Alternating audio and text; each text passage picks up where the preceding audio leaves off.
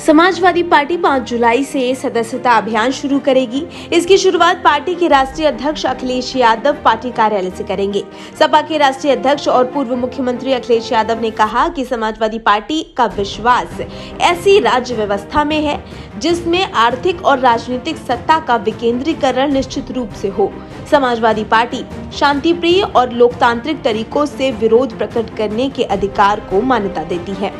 उन्होंने कहा कि समाजवादी पार्टी विधि द्वारा स्थापित भारत के संविधान के प्रति सच्ची श्रद्धा और निष्ठा बनाए रखने की पक्षधर है। संविधान में निहित समाजवाद, धर्मनिरपेक्षता और प्रजातंत्र के सिद्धांत के प्रति प्रतिबद्ध है। मालूम हो कि समाजवादी पार्टी ने राष्ट्रीय अध्यक्ष और प्रदेश अध्यक्ष के पद को छोड़कर अन्य सभी पदों संगठनों की कार्यकारिणी को भंग कर दिया है।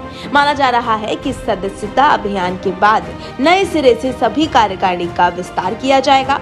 बयान के मुताबिक अखिलेश ने कहा है कि समाजवादी पार्टी का विश्वास ऐसी राज्य व्यवस्था में है जिसमें आर्थिक और राजनीतिक सत्ता का विकेंद्रीकरण निश्चित रूप से होगा।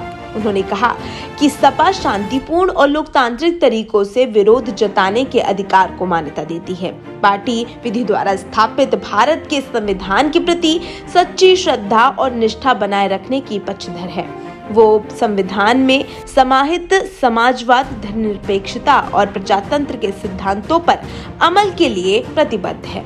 गौरतलब है कि उत्तर प्रदेश की आजमगढ़ और रामपुर लोकसभा सीटों पर हाल ही में हुए उपचुनाव में अपना गढ़ गंवाने के बाद सपा ने संगठन की मजबूती की ओर रुख किया है।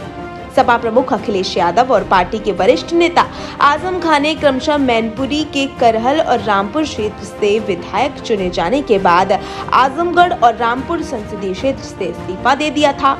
इस कारण दोनों ही सीटों पर उपचुनाव हुआ, जिसमें भारतीय जनता पार्टी ने जीत दर्ज की है।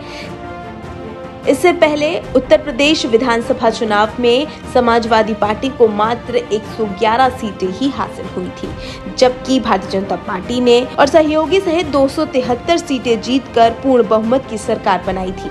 अखिलेश ने रविवार को एक महत्वपूर्ण फैसला लेते हुए पार्टी के सभी युवा संगठनों, महिला सभा और अन्य प्रकोष्ठों को राष्ट्रीय और राज्य कार्यकारिणी को भंग कर दिया गया है।